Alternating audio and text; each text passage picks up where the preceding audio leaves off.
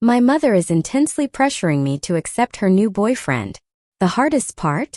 She's completely aware of the terrible things he's done to me, yet she still expects me to simply be okay with him. It's an unbelievable and deeply painful demand that I cannot fathom agreeing to, given everything. The day my dad was ripped away, I thought nothing could ever hurt worse. But then a supposed savior walked through our shattered door, and that's when the real nightmare began. A nightmare that would force me to fight for my life, my identity, and my family against a betrayal so deep, it still chills me to my core. I was only 14 when Mom dropped the bombshell. Peter was going to be my new father. New father? Felt like a sick joke. Just 3 months earlier, my real dad, the one who taught me to ride a bike and always drew me silly bears, had been violently snatched from us. I can still see it, burned into my memory like a scar. 7 a.m. on a Sunday. I was just eating cereal when the door literally exploded off its hinges. ICE agents swarmed our kitchen, slamming Dad to the floor. They zip-tied his wrists, a heavy knee pressed into his temple.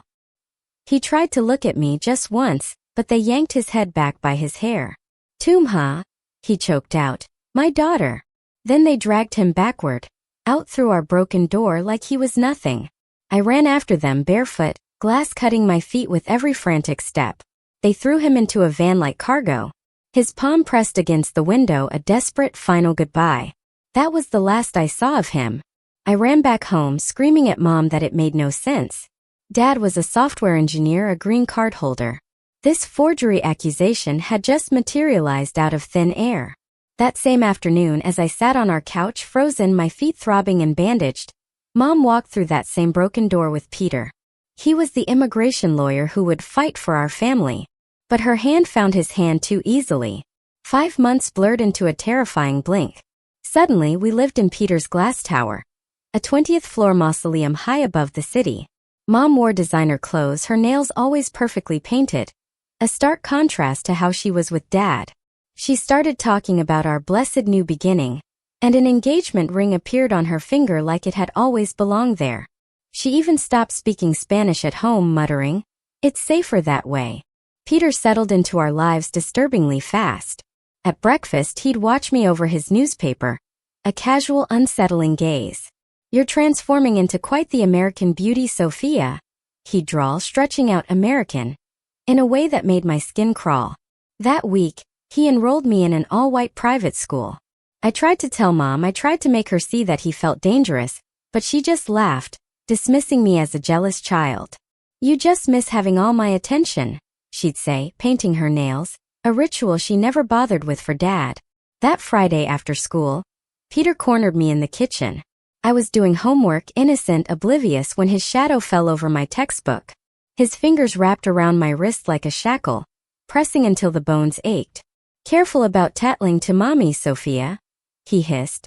"Your aunt's work permit expires soon." He pulled out his phone and there it was. ICE already typed into the contact list. "One button, Sophia. That's all it takes." My blood ran cold. That night, my hands shaking on the keyboard, I created a secret email account. It took days, but I finally found my dad. 3 days later, he responded with the longest paragraph I'd ever seen, promising they'd never fully take him away. I desperately wanted to believe it. But then one morning I got off the school bus, and the secretary handed me a new ID card. Sophia Castellanos had become Sophia Johnson. "Your mother filed the paperwork yesterday," she said so casually. I threw up in the bathroom, staring at that stranger's last name. 2 days later, Peter found me crying, clutching Dad's old shirt I'd hidden away. He settled beside me on the couch, too close. The cushions dipped toward him. His palm pressed my knee, his thumb moving in slow, unsettling circles. "This is how American families show appreciation, Sophia. We take care of each other." His fingers started traveling upward. I bolted. I ran to the garage and hid behind Mom's car until dinner, breathing in motor oil, counting every agonizing minute. Dad's messages became my oxygen. He sent me a drawing of 2 bears hugging, just like he used to when I was little and scared. His final hearing came 6 weeks later. Peter had dropped him as a client, and Dad was representing himself. I begged Mom, "Please just let me speak for him. Let me testify that he's a good man." But she was busy putting on earrings, getting ready for dinner with Peter. Peter from the doorway cut me off. "We have that family getaway, remember? 3 nights in Austin. But he's my father," I cried. Peter's jaw tightened. "And your father is an animal and a criminal." I went to shout back, "No, you're an animal." And that's when Peter's palm cracked across my face. I hit the floor, tears streaming. Mom walked over, examining her manicure. "You need to learn respect." It was only in Austin that I found out Peter was staying in the room right next to me. The connecting door pushed open at 2 a.m. His weight pinned me down. American girls stay quiet. I bit my tongue until it bled, counting the roses on the wallpaper, desperate to drown out the feeling, the horror. The drive back was 500 miles of sickening silence. At home, Mom discovered my secret emails to Dad. She pretended to be me and sent him the nastiest message she could, telling him I never wanted to see him again, that he was dead to me. She even found the drawing of the 2 bears and fed it to the garbage disposal. But she wasn't done. That evening, Peter installed cameras in my room, so I couldn't hide anything. He started reviewing the footage nightly from his phone, making sure I knew he was watching. Everything inside me shattered. I walked around like a broken marionette for 2 months. Dad was back in Peru. Peter did what he wanted in plain sight, knowing Mom never cared.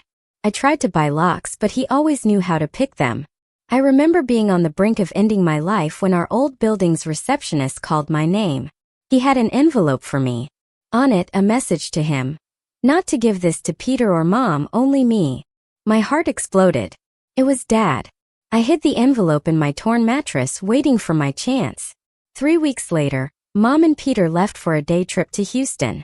My opportunity. I tore open the envelope and immediately started crying. Dad knew.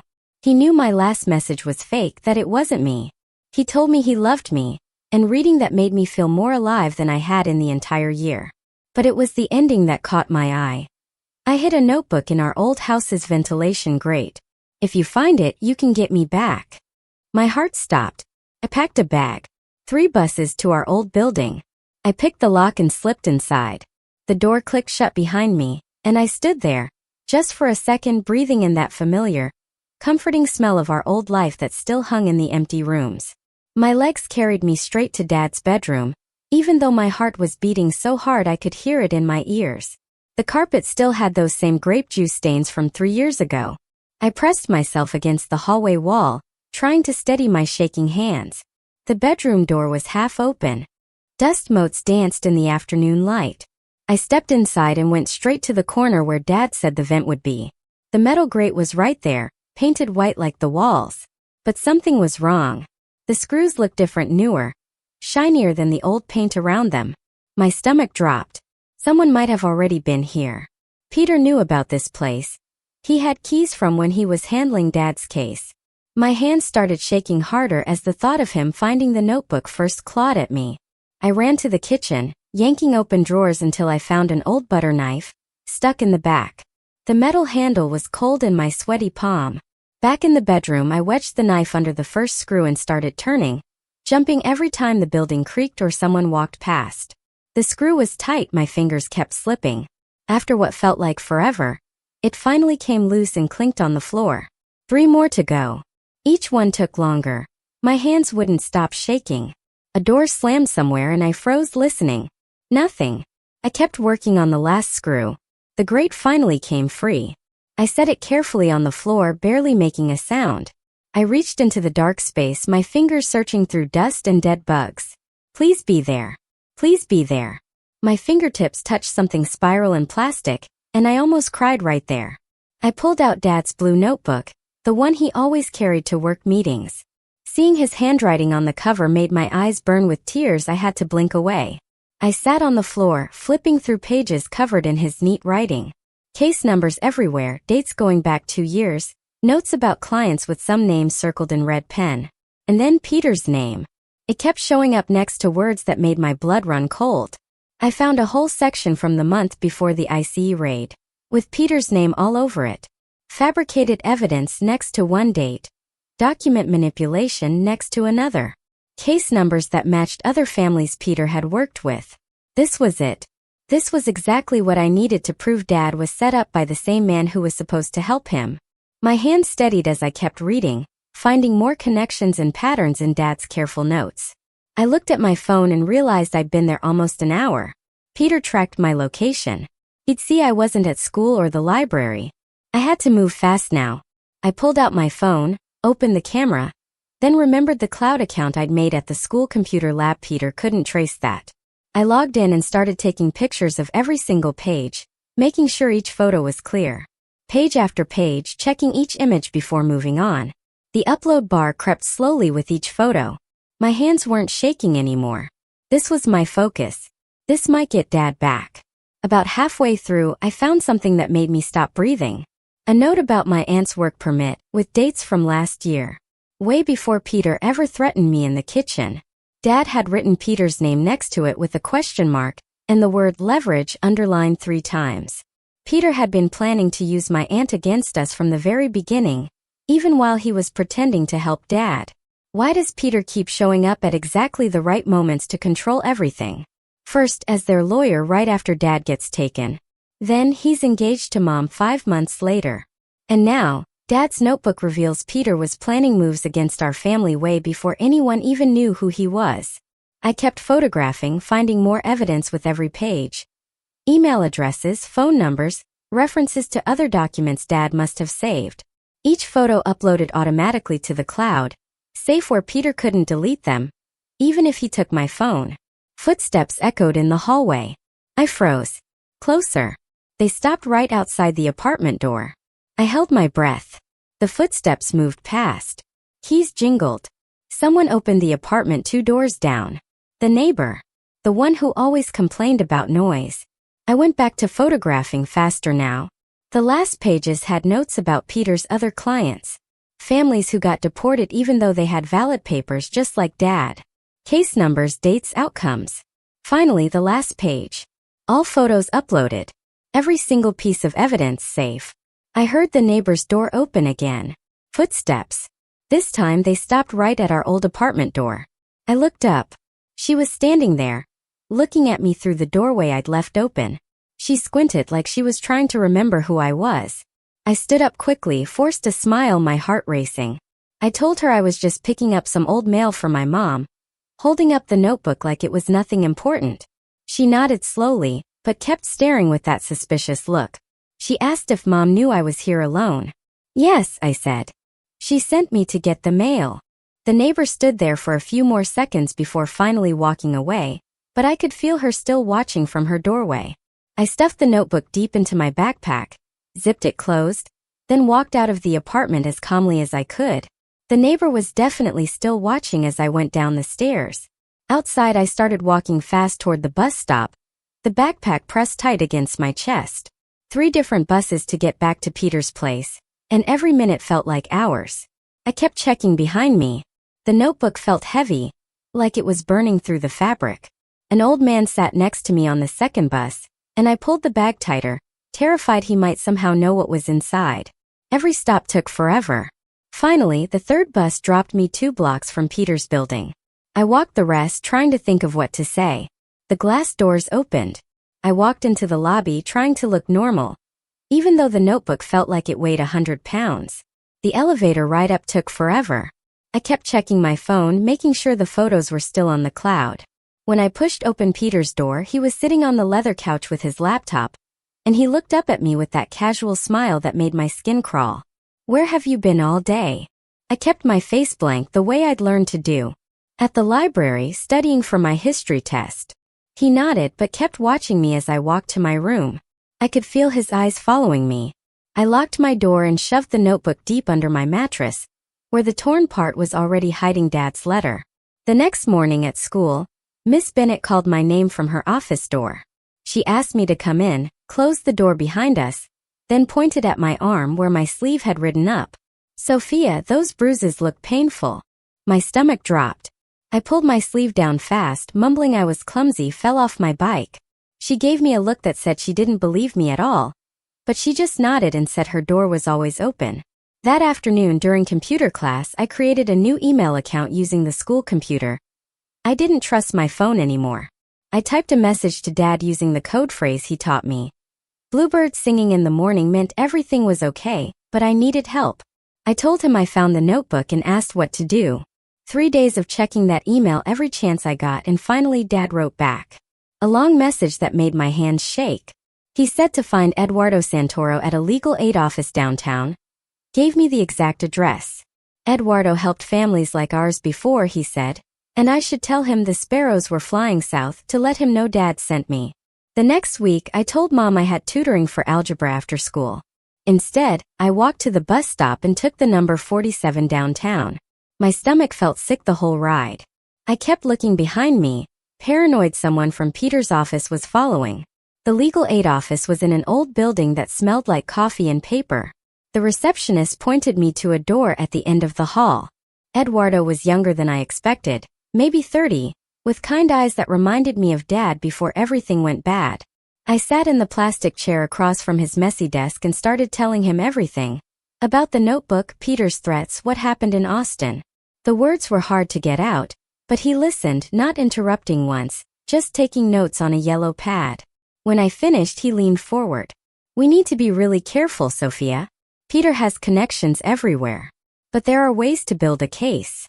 He pulled out his phone and showed me how to make recordings that would automatically upload to a cloud server with timestamps the courts would accept as evidence. He wrote down a list of warning signs.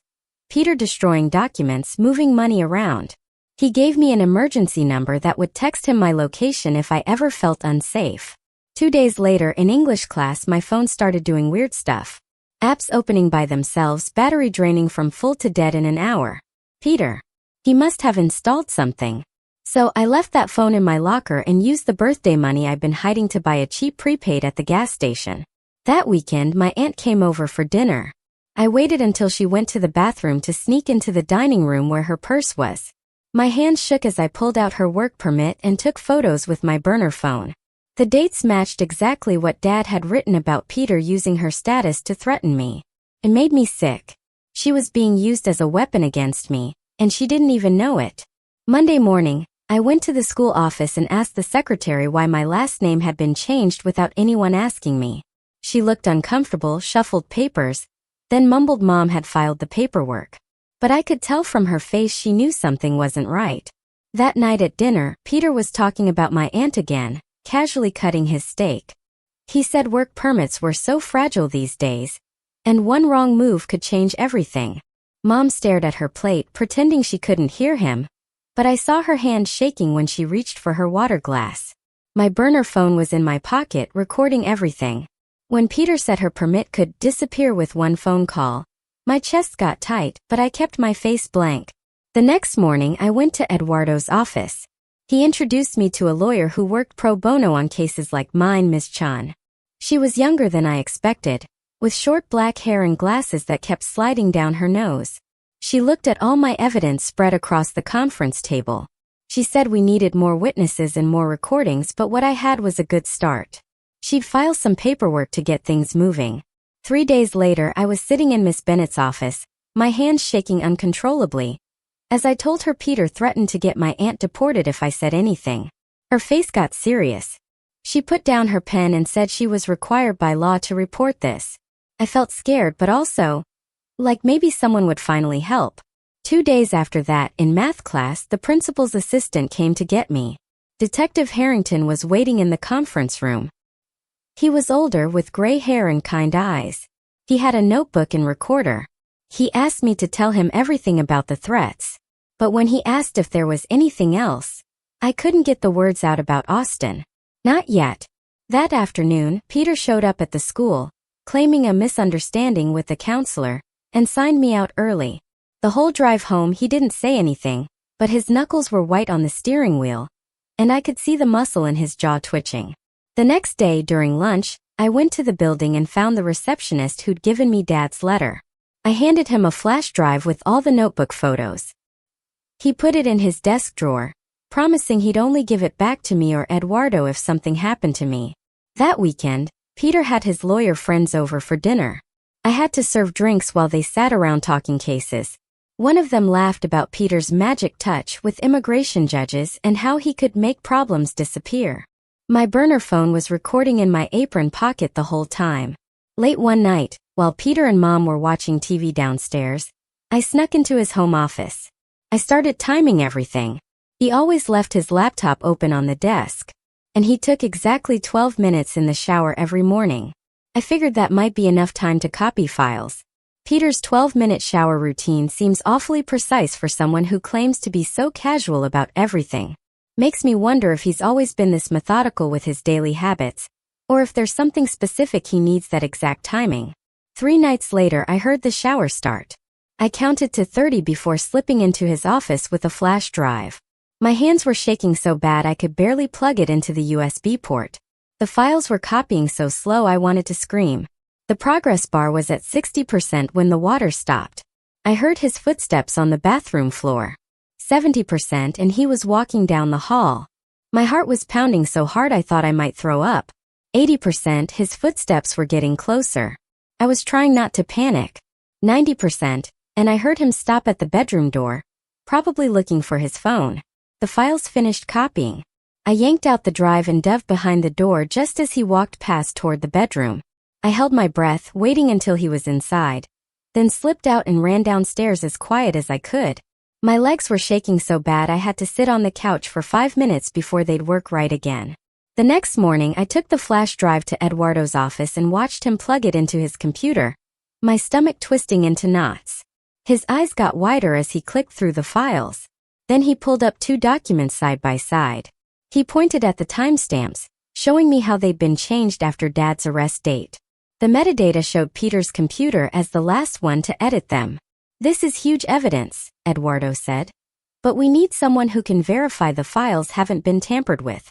He made copies and called a computer expert he knew. 3 days later, Mom cornered me in the kitchen while I was making a sandwich. Her face was red. She kept waving her hands, saying I was making trouble for our family, destroying everything she'd worked for. She said my aunt couldn't visit anymore because I was filling her head with lies about Peter. I looked at her, standing there in her new designer dress, diamond earrings Dad could never afford, and realized she was picking Peter's money over her own sister. The next day at school, Miss Bennett pulled me into her office and sat down real close. She said she was requesting another welfare check and wanted to help me make a safety plan with code words I could text if I was in danger. We spent an hour going through different situations. She helped me pack an emergency bag with clothes, cash, important papers. She stayed with me the whole time, kept saying I was being so brave, even though I didn't feel brave at all. Detective Harrington called that afternoon. I met him at the police station after school. He said they were looking into everything, but these cases take time. Maybe they could get subpoenas for Peter's work emails in a few weeks. I wanted to scream that I didn't have weeks, but I just nodded and thanked him. On the bus ride home, my phone buzzed with a text from my aunt. Her permit renewal got delayed. She might need to leave the state for a job in Texas. My chest got tight. This was Peter's doing. The guilt of dragging her into my mess made me want to give up on everything. That night, while Peter and Mom watched TV, I snuck into the garage with my emergency bag. I hid it behind old Christmas decoration boxes. I added water bottles and granola bars I'd been stealing from the pantry, plus copies of all my evidence in a sealed envelope with Eduardo's name written on the front. The next morning, Mom came into my room, holding a stack of papers. She sat on my bed with this fake smile. Peter had filed adoption papers, she said, to make everything official and safer for our immigration status. My name was crossed out, Sophia Johnson written in its place. I wanted to rip them to pieces, but I just nodded and waited until she left to take photos of every single page with my burner phone. Eduardo called me 2 days later. He'd filed a complaint with the state bar about Peter's handling of Dad's case, using all the evidence we'd gathered. He warned me Peter would find out eventually, but at least now there was an official record of what he'd done. A week passed before Detective Harrington called again. He'd arranged for me to do a forensic interview at a special center for kids. The building had bright painted walls with butterflies. The interviewer was a calm woman who spoke real soft. She explained we'd go at my pace. I could take breaks. I started telling her about Austin. My throat kept closing up, so I had to stop and drink water. She never rushed me or looked impatient. Just sat there with her notebook and waited. When I got to the part about the hotel room, my hands started shaking, and I had to stop 3 times. I told her about Peter coming through the connecting door at 2 a.m., how heavy he was on top of me. I explained how Mom blamed me afterward, saying I needed to learn respect. I described the cameras in my room and how I knew Peter watched me changing clothes from his phone. The interviewer wrote everything down, real careful. When I finished, she said I was very brave for telling her. She asked if I wanted to add anything else. I told her about Peter grabbing my wrist in the kitchen and threatening my aunt. I showed her the fading bruises still yellow on my arm. She took photos with a special camera and measured them with a ruler. When we were done, she gave me a stuffed bear to take home and said someone would be in touch soon. The drive back to Peter's building felt longer than usual. I held that bear tight against my chest. Mom was waiting in the living room when I got home. She looked mad. She asked where I'd been. I lied about staying late at the library.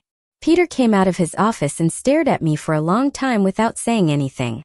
That night I heard them arguing through the wall, couldn't make out the words. The next morning, Peter left early for work. Mom wouldn't look at me during breakfast. I knew something was changing, but I didn't know if it was good or bad yet. Detective Harrington called me 2 days later, asked me to come to the station after school. I took the bus there. He was waiting in the same interview room. He had a folder open on the table with my statement typed up. He pushed it across for me to read. Everything I told the forensic interviewer was there, in black and white. Seeing it written down made my stomach hurt. He waited until I finished reading, then leaned back in his chair. Even with my statement, he explained, they needed physical evidence or witnesses to bring criminal charges against Peter. My chest felt like it was caving in. He must have seen my face because he quickly added that the investigation was still going. These things build real slow, he said, but we are taking it seriously. I left the station feeling like I'd been punched in the gut. That same afternoon, Eduardo called. He'd been talking with Miss Chun about filing for an emergency protective order. They could use my recorded threats from Peter and the forensic interview as evidence. He said the judge would probably schedule a hearing in about 2 weeks and I'd have to testify. But Miss Chun would prepare me. I agreed, even though the thought of standing in court made me want to throw up. 3 days later, Miss Chun sent me copies of all the paperwork they'd filed. I sat in my room, reading through it while Peter was at work. Everything was laid out so clear. Dates, times, transcripts of my recordings. For days after that, Eduardo forwarded me something that made me drop my phone. Mom had submitted her own statement to the court. She was calling me disturbed and attention-seeking since Dad left. She wrote that I'd been making up stories and acting out because I couldn't accept Peter as my new father. Reading her words felt worse than being hit. Bruises heal. But this was my own mother throwing me under the bus. Miss Chun called right after I read it. She said, "This actually helps our case, Sophia, because it shows the hostile environment you're living in. Judges see through this stuff all the time." That night at dinner, I set my burner phone to record in my pocket and started asking Mom about the cameras in my room. She was cutting her chicken and didn't even look up when she said she knew about them. I asked why she thought it was okay for Peter to watch me changing clothes. Her hand stopped moving. She said it was for my safety, but her voice cracked on the word safety, and I could tell she didn't believe it herself. I kept pushing, and she finally admitted Peter reviewed the footage every night on his phone. She said it like it was normal, but her eyes wouldn't meet mine. I got the whole thing recorded and sent it to Eduardo that night. The next morning I stood in my room, looking at the camera mounted in the corner near my closet. I'd been changing in the bathroom for months, but sometimes I forgot, and Peter would make comments that let me know he'd seen. I started moving my desk lamp around and realized if I angled it just right and draped my sweater over the shade, it created a shadow that blocked part of the camera's view. It was a tiny space, maybe 3 feet wide. But it was mine. I could change clothes there without being watched. It wasn't much, but having that small bit of privacy back made me feel a little more human. 2 days later, I was going through Dad's notebook again, looking for anything we might have missed. I was reading the margins when I noticed these tiny letters that didn't make sense at first. Then I realized they were initials scattered through different pages, always near entries about Peter's cases. The initials were KM. They appeared next to notes about document changes and client meetings. I remembered Peter had a paralegal who quit real sudden last year. And her name was Karen something. The timeline matched up perfectly with when these notes stopped appearing. I called Eduardo right away and told him what I found. He got real quiet, then said contacting her directly would be too dangerous because Peter might find out. Instead, he suggested we file a Freedom of Information Act request for the IC tip records from when Dad got reported. He said the government has to release certain information if you request it the right way. He helped me fill out all the forms over the phone, warning me it could take months to get anything back. We sent it off the next day with certified mail so we'd have proof they received it. The waiting was the worst part. Every day I checked the mail, hoping for something. Weeks went by with nothing. Peter kept acting normal at home like he hadn't destroyed my whole life. Mom pretended everything was fine, even though she'd jump whenever he raised his voice. Then 6 weeks later, I got home from school and found a thick envelope from the Department of Homeland Security. My hand shook as I opened it. Most of it was blacked out, but there on page 3 was the information about the anonymous tip that started Dad's case. The IP address was listed. When Eduardo ran it through a search, it came back registered to Peter's law firm.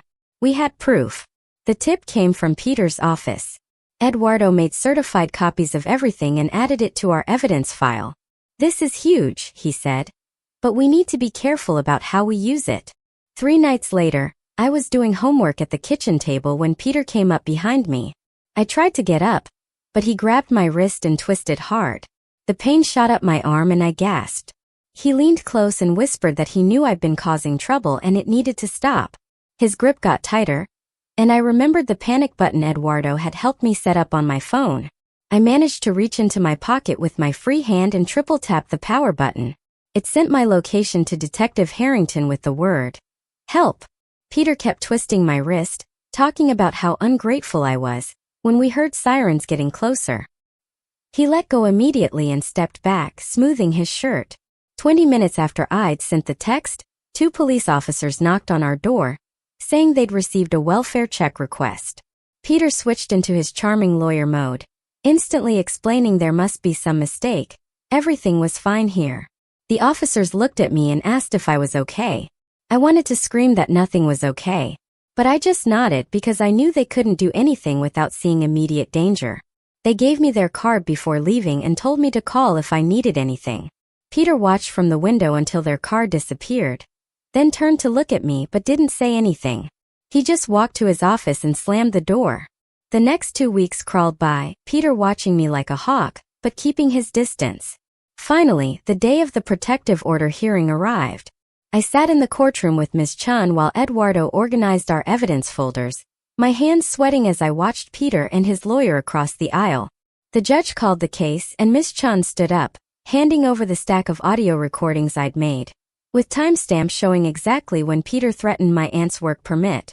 She played one recording right there in court where you could hear Peter saying he'd make one phone call to I if I didn't stay quiet. Peter's lawyer jumped up, saying I was just a troubled teen, acting out after my dad left, making things up for attention. But the judge kept looking at the FOIA documents showing the tip about Dad came from Peter's office IP address. I had to testify about the threats and the cameras in my room, keeping my voice steady, even when Peter's lawyer asked if maybe I just misunderstood things. The judge asked to hear another recording. This time, it was Peter talking about how my aunt's permit could disappear. His voice clear as day on the tape. After 3 hours of testimony and evidence, the judge looked at Peter and said she'd heard enough. She granted a temporary protective order right there, ordering Peter to stay 500 feet away from me, and demanding the cameras be removed from my room immediately. For the first time in months, someone in authority actually believed me. I watched Peter's face turn red as the judge kept talking about the concerning evidence. That same afternoon, a social worker showed up at Peter's apartment, saying child services needed to interview everyone. Mom tried to act like everything was fine, but the social worker said they'd already reviewed the court records and I'd be staying with my aunt during the investigation. I packed my real bags while Mom stood in the doorway, not looking at me, just staring at her phone like I wasn't even there.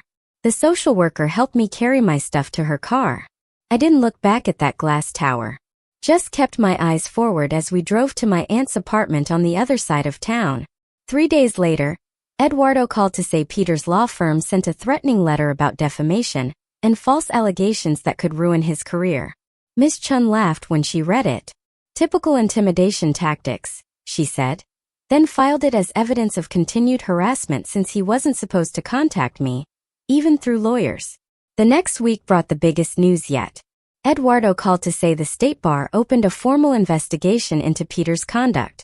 They'd reviewed our evidence and suspended his license pending the investigation. Eduardo said this was huge. It meant they found enough to take it seriously. Peter couldn't practice law anymore, at least not until the investigation finished. And that meant he couldn't use his connections to hurt other families like mine. Dad's new lawyer, someone Eduardo found who actually wanted to help, filed a motion to reopen Dad's case based on the FOIA evidence and Peter's suspension. There was no guarantee the court would agree, but for the first time since Dad got taken, we had real hope he might come home. The lawyer said the evidence of Peter fabricating the tip was strong, and combined with the bar suspension, judges would have to take it seriously.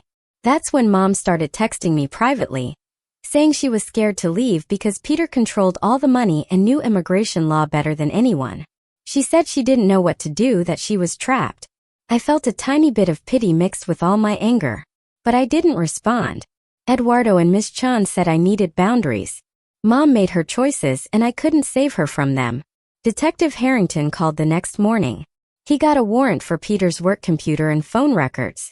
He said these digital trails often revealed patterns that suspects thought they'd hidden, and his tech team was already going through everything. Meanwhile, I went to the school office and started filling out paperwork to legally change my name back to Sofia Castellanos. The same secretary who'd given me that awful Sophia Johnson ID card smiled and said she'd push it through as fast as possible. She was glad I was taking my name back. My aunt had been stressed about her work permit expiring, but Eduardo connected her with a different immigration lawyer, someone who actually helped people instead of destroying them. The lawyer filed for a 6-month extension, and it got approved within 2 weeks, giving us breathing room while everything else got sorted out. Living at my aunt's felt strange at first, but at least I could lock my bedroom door and know nobody was watching me through cameras. 3 weeks passed before the full protective order hearing. I spent every night going over my testimony with Eduardo. The courthouse felt huge that morning, and my hands wouldn't stop shaking as we walked through the metal detectors. Peter sat at a table across the room with his lawyer, not even looking at me, just checking his phone like this was nothing. His lawyer stood up first and started asking me about every single detail from my statement. He wanted exact dates and times for everything, trying to make it seem like I couldn't remember things, right? Eduardo had warned me this would happen, so I kept my answers short and stuck to what I knew for sure. The lawyer asked why I didn't report things sooner, and I explained about the cameras and the threats to my aunt. He tried to make it sound like I was making things up because I was mad about my parents' divorce. I wanted to scream, but I kept my voice steady and just repeated what happened in Austin. The judge listened to everything, taking notes on her computer the whole time. She asked Peter's lawyer if his client wanted to testify, and he said no. After 2 hours of questions, the judge said she'd made her decision. She granted the 1-year protective order. Peter had to stay 500 feet away from me, my school, and my aunt's house. Any contact with Mom had to be supervised by Child Services. Peter's face turned red, but his lawyer grabbed his arm before he could say anything. Walking out of that courthouse felt like the first real win I'd had in months. A week later, 2 people from the State Bar came to Eduardo's office to interview me about Peter's immigration cases. They had folders full of papers and asked about everything I'd found in Dad's notebook. I showed them the patterns I'd noticed, how Peter would take money from families and then mess up their cases on purpose. They wrote down everything and asked if I had any other evidence. I gave them copies of all the recordings and the FOIA documents about Dad's case. They said my testimony was really important for their investigation. That same afternoon, Eduardo got a call that made him smile for the first time since I'd met him. Dad's motion for case review had been accepted by the immigration court. The hearing wouldn't be for 4 months, but at least they were looking at his case again. Eduardo said the judge saw the evidence about Peter fabricating the tip and wanted to review everything. I started crying right there in his office because 4 months felt like forever but also like hope. The next week, my aunt took me to a community clinic to meet Dr. Xiao for my first therapy appointment. The waiting room had old magazines and plastic chairs, but Dr. Zhao's office felt safe, with plants everywhere and soft lighting. She didn't push me to talk about Austin or anything I wasn't ready for. We just talked about sleeping better and dealing with nightmares. She taught me breathing exercises and gave me a journal to write down my feelings when they got too big. I went every Tuesday after school and slowly started feeling less jumpy all the time. Living at my aunt's apartment was so different from Peter's glass tower. We spoke Spanish at dinner and watched telenovelas on her old TV that only got 3 channels. I'd sit at her kitchen table with Dad's notebook and add my own notes about everything that happened. Writing it all down made it feel more real, like evidence that I survived. My aunt would make me hot chocolate, and we'd talk about Dad and the old days before everything went bad. She hung up pictures of our family on the refrigerator with magnets shaped like fruit. Her apartment was small, but it was ours and nobody was watching us through cameras. Detective Harrington called one afternoon to update me on the criminal case against Peter. He said Peter was still suspended from practicing law, but they hadn't filed criminal charges yet. The prosecutor wanted to build the strongest case possible so it would stick. He said these things take time, but they were still investigating and gathering evidence. I wanted Peter in jail, but I understood they had to do it right.